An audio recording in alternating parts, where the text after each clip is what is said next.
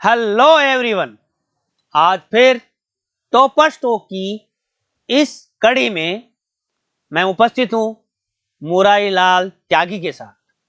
और इन्होंने साल 2022 के इस सफलता के क्रम में एक और स्टार लगाया है डीएमएस में, इनके परिवार के लिए और खुद के लिए।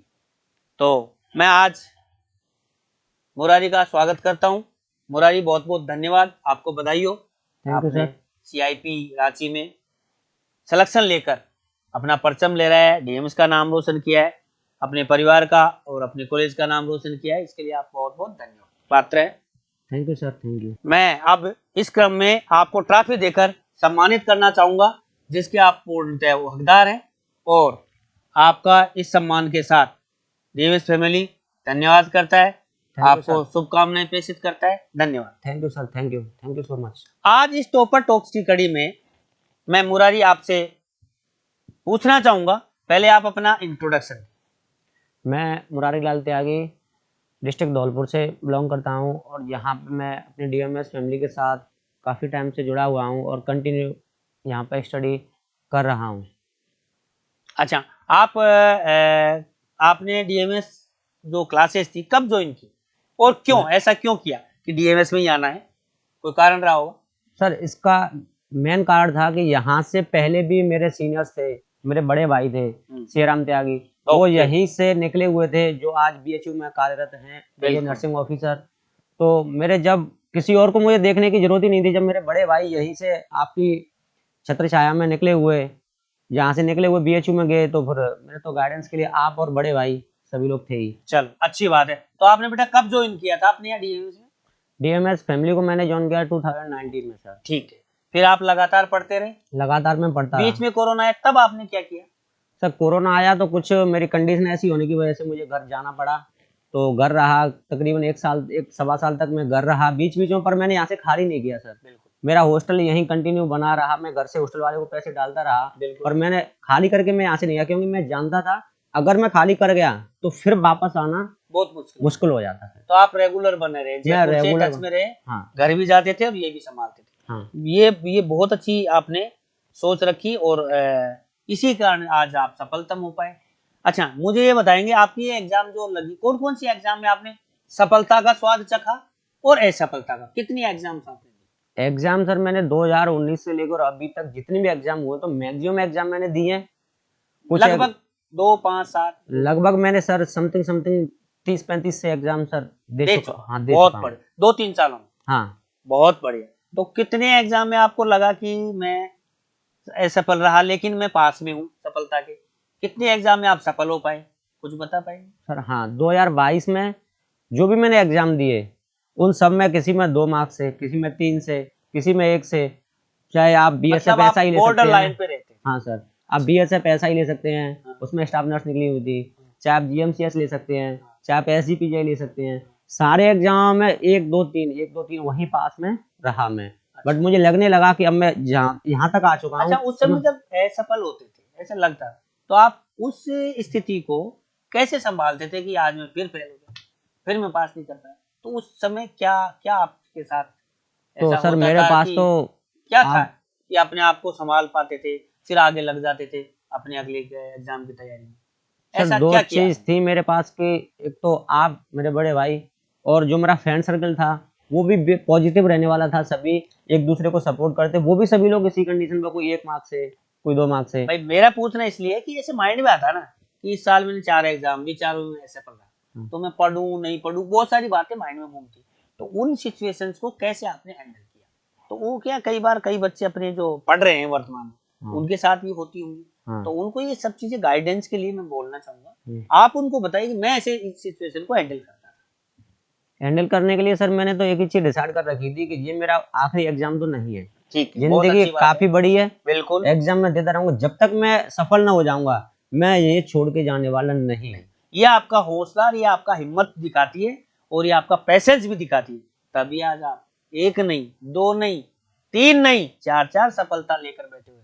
अब हम आपको जल्दी बताएंगे, मुरारी बताएंगे आपको कि कौन कौन सी इन्होंने सफलता ली और क्यों नहीं वहां ज्वाइन किया, क्यों यहाँ ज्वाइन करेंगे। लाइक, तो अभी जो बात कर रहे हैं हम CIP रांची 2022 एग्जाम की बात करें, जिनमें इनका सिलेक्शन हुआ है और ये बहुत जल्दी ज्वाइन करने जा रहे हैं। अच्छा, मैं बताना चाहूंगा कितने क्वेश्चंस का पेपर था CIP रांची का? Sir 50 central institute of psychiatry, psychiatry. जो नेशनल लेवल का हॉस्पिटल है। आप निमांस को ही जानते हैं, पर मुझे लगता है कि निमांस से भी बड़ा और एक इंटरनेशनल लेवल का मेंटल हॉस्पिटल है इंडिया में, वो है रांची में, जिसको बोलते हैं सेंट्रल इंस्टीट्यूट ऑफ साइकेट्री।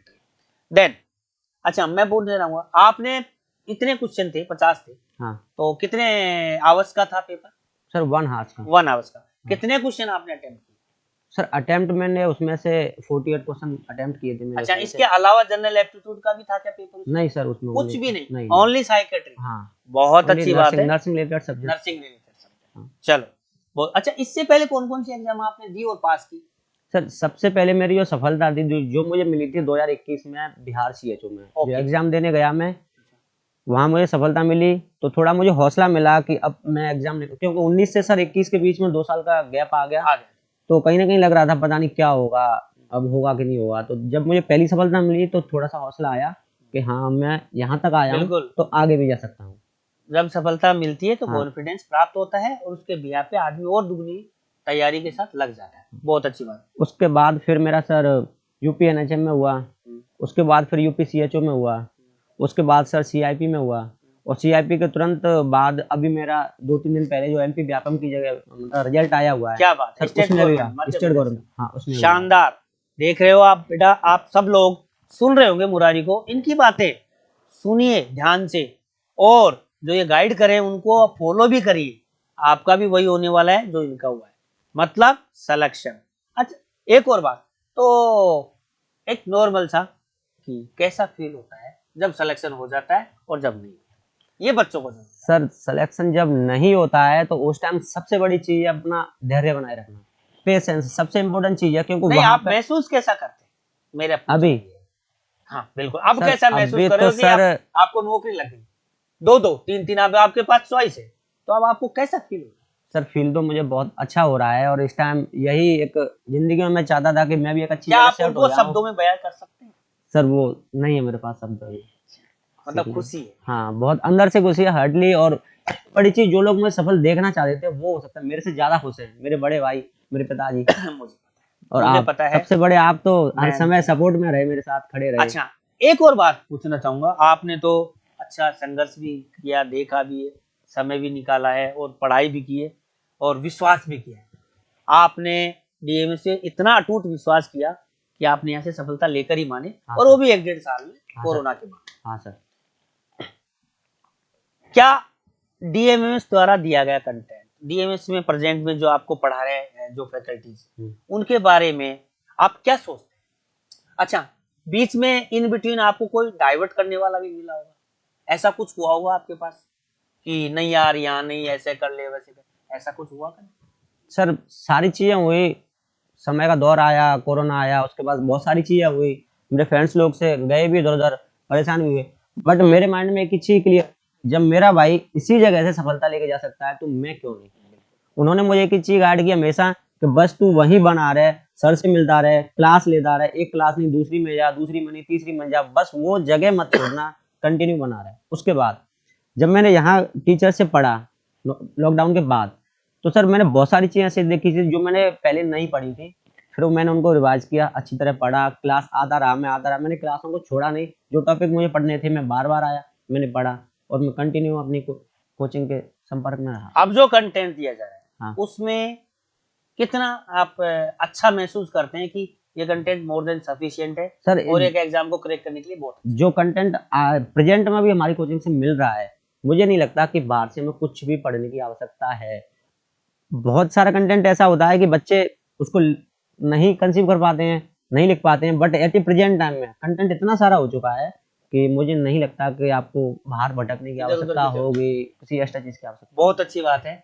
अच्छा, आप DMS के ऑफलाइन टेस्ट के बारे में क्या बोलना चाहोगे? सर क्या लेवल है और इनसे कितना इम्प्रूव करता है एक छात्र? सर इम्प्रूव, सर टेस्ट देने के लिए ऑफलाइन जब हम क्लास में बैठ के एग्जाम देते हैं तो हमें ऐसा फीलिंग आती है कि हम एज ए जो एग्जाम देने वाले हैं, चाहे सेंट्रल गवर्नमेंट हो, स्टेट गवर्नमेंट हो, वो देने वाले हैं, तो यहाँ पर जब बैठ के हम क्वेश्चन सॉल्व करते हैं, और क्वेश्चन भी सर सेंट्रल गवर्नमेंट एग्जाम हो या फिर स्टेट गवर्नमेंट हो, मैंने सभी दिए हैं। तो जो क्वेश्चन मैंने यहाँ के देखे ना, तो उनका लेवल तो बहुत ऊंचा था कंपेरिजन टू उनके, और जब हम अच्छे लेवल की तैयारी करके चलते हैं यहाँ एग्जाम तो नीचे लेवल का तो टेस्ट की, तो वो क्लियर हो जाते हैं। चलो बहुत अच्छी बात है। एक नॉर्मल सा क्वेश्चन, माता पिता की खुशी बयान नहीं की जा सकती कि उनका पुत्र अगर कोई बहुत अच्छी सफलता प्राप्त कर लेता है, नो डाउट बड़े भैया आपके बहुत ही सपोर्टिव है, मैं जानता हूं उनको, निजी रूप से जानता हूं। उन्होंने भी अच्छी मेहनत की और आज वो बीएचयू में नर्सिंग ऑफिसर के पद पे है। भगवान ने उनकी भी सुनी।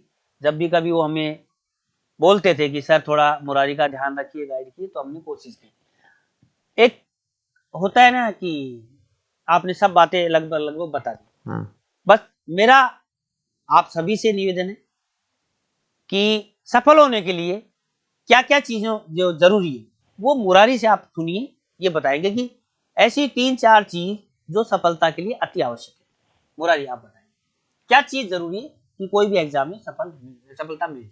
सफलता में सबसे पहले आपको बनाना पड़ेगा पेशेंस अपने अंदर। ठीक है, पेशेंस रखना है, पेशेंस बिल्कुल आपको टाइम देना है, जो अपनी ओनली किताब, इसके अलावा आपके पास ना घूमने का टाइम है, चलो 2 बात ना हो गई, फ्रेंडों को देने का टाइम, बिल्कुल केवल ओनली अपनी लाइब्रेरी या होम या अपनी कोचिंग, इसके अलावा बाहर जाने की मुझे नहीं लगता कि आवश्यकता हो जब तक आप सफल ना हो जाएं।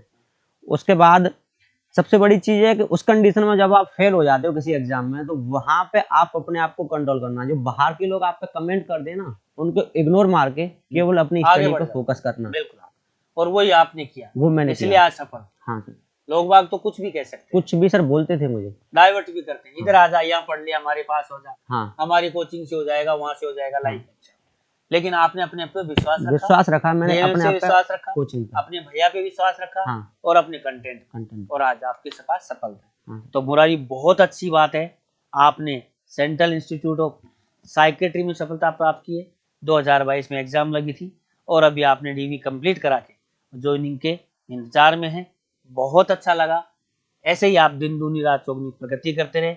इन्हीं शुभकामनाओं के साथ आपका धन्यवाद।